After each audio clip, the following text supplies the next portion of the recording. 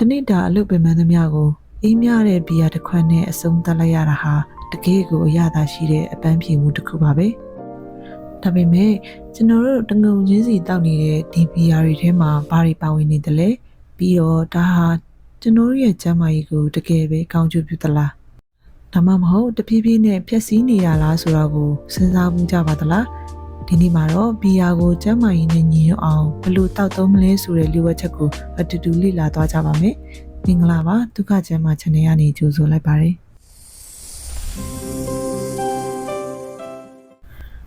ဘီယာဆိုတာဒီနေ့ခေတ်မှာပေါ်လာတဲ့အဖျော်ရာမကာတခုမဟုတ်ပါဘူး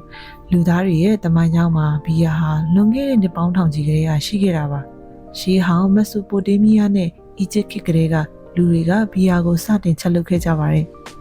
အဲ့ဒီခေတ်တုန်းကဆိုရင်ဘီယာကိုအပျော်ပါးအတွက်တင်မကပဲအရေးပုံစံရှိတဲ့ပါမုံလိုတောင်တင်စားခဲ့ကြတယ်။ဘာကြောင့်လဲဆိုတော့ဘီယာမှာပါဝင်တဲ့မှုရောစပါးကနေရတဲ့အာဟာရဓာတ်တွေကြောင့်ပါအဲ့ဒီခေတ်တုန်းကဆိုရင်လှုပ်မားတွေကိုလှုပ်အားကားဖြစ်ဘီယာနဲ့တောင်ပြီးချေခဲ့ကြတယ်ဆိုတဲ့သမိုင်းကြောင်းတွေတောင်ရှိခဲ့ပါတယ်။ဘီယာတစ်ခွက်ပြစ်လာဖို့အတွက်အဓိကပါဝင်ပစ္စည်းလေးမျိုးကတော့ရေ၊မှုရောစပါး၊ hop pan, hops နဲ့တဆေ yeast တို့ပဲဖြစ်ပါတယ်။ဒီနေရာမှာစိတ်ဝင်စားစရာကောင်းတာက hop pan မှာသူကဘီယာရဲ့ခါးတက်အရသာဖြစ်စေုံနဲ့မကပဲတဘာဝအတိုင်းကြာရှည်ခံစေတဲ့ဂုဏ်သတ္တိရှိသလိုခန္ဓာကိုယ်အတွက်လည်း antioxidant တွေထုတ်ပေးနိုင်တဲ့အစွမ်းရှိပါတယ်။ပြီးတော့ကျွန်တော်တို့အများစုသိထားကြတာကဘီယာတောက်ရင်ဗိုက်ပူမယ်အသေးထိခိုက်မယ်ဆိုတာမျိုးတွေပါပဲ။သိပ္ပံနည်းကျလေ့လာမှုအသစ်တွေကတော့အတိုင်းအတာတစ်ခုထိမှန်မှန်ကန်ကန်တောက်သုံးမယ်ဆိုရင်ဘီယာမှာကျွန်တော်တို့မထင်ထားတဲ့ကျန်းမာရေးကောင်းကျိုးလေးတွေရှိနေတတ်ပါတယ်။ကျန်းမာရေးနဲ့ညီညွတ်တဲ့တောက်သုံးမှုပုံစံကိုဘယ်လိုသတ်မှတ်မလဲကျွန်တော်တို့ရဲ့ခန္ဓာကိုယ်ဟာဒီအယ်ကိုဟောတွေကိုဘယ်လိုတုံ့ပြန်တယ်လဲဒီအချက်တွေကိုသိထားမှသာကျွန်တော်တို့ဟာဘီယာကိုအန်ဒီယကင်းကင်းနဲ့တောက်သုံးခံစားနိုင်မှာဖြစ်ပါတယ်ဘီယာတောက်တာဟာကျန်းမာရေးအတွက်ကောင်းတယ်လို့ပြောလိုက်ရင်လူအများစုကအံ့ဩသွားနိုင်ပါတယ်ဒီလိုပြောလိုက်လို့စိတ်ကြိုက်တောက်လို့ရတယ်လို့ဆိုလိုတာမဟုတ်ပါဘူးအတင်းတောက်သုံးခြင်း moderate drinking ဆိုတဲ့စီကံချက်ထဲမှာရှိနေမှသာဒီကောင်းကျိုးတွေကိုရရှိမှာပါကမ္ဘာ့ကျန်းမာရေးအဖွဲ့အစည်းတွေရဲ့သတ်မှတ်ချက်အရအတင်းဆိုတာအမျိုးသားတွေအတွက်တစ်နေ့ကိုဘီယာ2ခွက်အမျိုးသမီးတွေအတွက်တစ်နေ့ကိုဘီယာ1ခွက်ထက်မပိုတာမျိုးကိုဆိုလိုတာပါပထမဆုံးအနေနဲ့ဘီယာတောက်တဲ့ခါမှာဘီယာမှာပါဝင်တဲ့အယ်ကိုဟောအနည်းငယ်ဟာသွေးထဲကကောင်းတဲ့ကိုလက်စထရောလို့ခေါ်တဲ့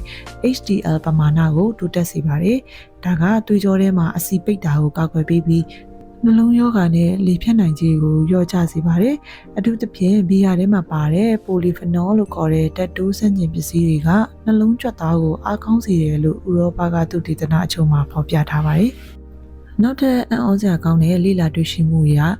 ဘီယာကိုပုံမှန်အနည်းငယ်တောက်သုံးတဲ့သူတွေဟာဘီယာမတောက်တဲ့သူတွေထက်ကြောက်ကပ်မှာကြောက်တင်နိုင်ခြေ40%ထက်ပိုနေအောင်တွေ့ရှိရပါတယ်။ဘာကြောင့်လဲဆိုတော့ဘီယာမှာရေတက်များစွာပါဝင်တဲ့ပြင်သူကစီးရွှင်စေတဲ့ diuretic effect ရှိတာကြောင့်ပါကြောက်ကပ်ကိုတန့်စင်ပေးသလိုဖြစ်နေတဲ့အတွက်စီးကြောက်တဲ့နိုင်ခြေတွေလျော့ကျသွားတာဖြစ်ပါတယ်။ကျွန်တော်တို့အသက်ကြီးလာရင်ကြုံတွေ့ရတတ်တဲ့အယိုးပွယောဂါလို့ခေါ်တဲ့ osteoporosis အတွက်လည်းဘီယာဟာအထောက်အကူပြုပါတယ်။ဘီယာမှာပါဝင်တဲ့ dietary silicon ဟာအယိုးနဲ့တွဲဆက်တစ်ရှူးတွေကိုတန်မာစေဖို့အတွက်မရှိမဖြစ်လိုအပ်ပါတယ်။ဒုတိယမှုရောစပါးနဲ့ hot pan တွေအများကြီးပါတဲ့ဘီယာအမျိုးအစားတွေမှာဒီတက်တူတက်ကပိုပြီးကျွယ်ဝတယ်။ဒါကြောင့်မို့တိုင်းတာတစ်ခုထိတောက်သုံးခြင်းကအယိုးတုတဲ့ဆုံးရှုံးမှုကိုလည်းကာကွယ်ပေးနိုင်ပါတယ်။ဒါရင်မကသေးပါဘူးဘီယာဟာအုံနောက်ကျန်းမာရေးအတွက်လည်းအကျိုးပြုနိုင်ပါသေးတယ်။တချို့သောလေ့လာတွေ့ရှိချက်တွေအရဘီယာတောက်သုံးတဲ့သူတွေဟာအယ်ဇိုင်းမာလို့ခေါ်တဲ့မဉ္ဇဉ်ချို့ယွင်းမှုရောဂါဖြစ်နိုင်ခြေပိုနေတာကိုတွေ့ရပါတယ်။ဒီရမှာပါတဲ့ဆီလီကွန်ဟာအုံနောက်ထဲမှာအဆိပ်တောက်ဖြစ်စေတဲ့အလူမီနီယမ်ဓာတ်တွေကိုဖယ်ရှားပေးနိုင်စွမ်းရှိလို့ပါပဲ။ဗီတာမင်နဲ့ပတ်သက်ရင်လည်းဘီယာဟာအခြားအယ်ကိုဟောတွေထက်ပိုပြီးအာဟာရဖြစ်ပါတယ်။ဘီယာမှာဗီတာမင် B6, B12 အပြင် riboflavin နဲ့ folate တို့လည်းပါဝင်ပါတယ်။ဒီဗီတာမင်တွေဟာသွေးနီဥဆဲဖြစ်ပေါ်စေဖို့နဲ့စွမ်းအင်ထုတ်လုပ်ဖို့အတွက်အလွန်အရေးကြီးတဲ့ဗီတာမင်တွေဖြစ်ပါတယ်။ဒီနေရာမှာ warning လေးတစ်ခုတော့ပေးပြရစီအထက်ကပြောခဲ့တဲ့ကောင်းကျိုးတွေအားလုံးဟာအတင်းဆိုတဲ့ဘောင်လေးတစ်ခုထဲမှာပဲရှိနေတာပါဒီဘောင်ကိုကျော်သွားတာနဲ့အဲ့ဒီကောင်းကျိုးတွေဟာချက်ချင်းစွတ်သလိုပြီးထွက်ဆိုးကျိုးဖြစ်ပြောင်းလဲသွားမှာဖြစ်ပါတယ်ဘီယာတောက်တဲ့သူတိုင်းအကြောက်ဆုံးကတော့ဘီယာဘိုက်ဘီယာဘယ်လီလို့ခေါ်တဲ့1 bite အစီစုခြင်းပါ လူတော်တော်များများကဘီယာတောက်လို့ဖိုက်ပူတာလို့ထင်ကြပေမဲ့တကယ်တမ်းတော့ဒါကဘီယာတစ်ခုတည်းအကြောင်းမဟုတ်ပါဘူးဘီယာမှာပါဝင်တဲ့ကယ်လိုရီအပြင်ကျွန်တော်တို့ဘီယာတောက်ရင်စားလို့ရှိရဲ့အမြီးတွေကလည်းတရက်ခံပါပဲဘီယာမှာပါတဲ့အေကိုဟောကခန္ဓာကိုယ်ထဲကိုရောက်သွားတဲ့အခါအသေးအဆီတွေကိုလောင်ကျွမ်းစေမဲ့စာအေကိုဟောကိုအရင်ဆုံးဖြတ်ရှင်းဖို့ကြိုးစားရတယ်အဲ့ဒီချိန်မှာကျွန်တော်တို့စားလိုက်တဲ့အဆီများတဲ့အမြီးတွေကမလောင်ကျွမ်းတော့ဘဲနဲ့ဝမ်းပိုက်မှာအဆီဖြစ်သွားစုနေတော့ပါပဲ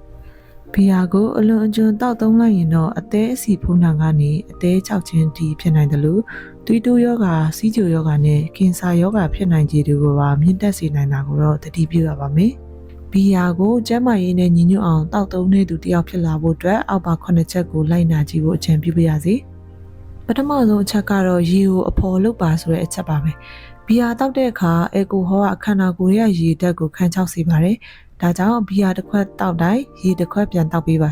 ဒါဟာခန္ဓာကိုယ်ရဲ့ရေဓာတ်ကိုထိန်းညှိပေးသလိုအေကိုဟောခြေပြတ်မှုကိုလည်းအထောက်အကူပြုပြီးတော့နောက်နေ့မှာခေါင်းမူခေါင်းကိုက်ဟန်ဒိုဗာဖြစ်တာကိုလည်းတိတိတတ်တာစေပါတယ်ဒုတိယတစ်ချက်ကတော့ဗိုက်ထဲမှာအစာရှိနေပါစေဗိုက်ထဲမှာအစာမရှိဘဲနဲ့ဘီယာတောက်တာဟာအေကိုဟောကိုသွေးထဲကိုအလွန်မြ мян ဆန်ဆန်နဲ့ရောက်ရှိသွားစေပြီးတော့အသေးကိုရုတ်တရက်ဝင်ပြီးစေပါတယ်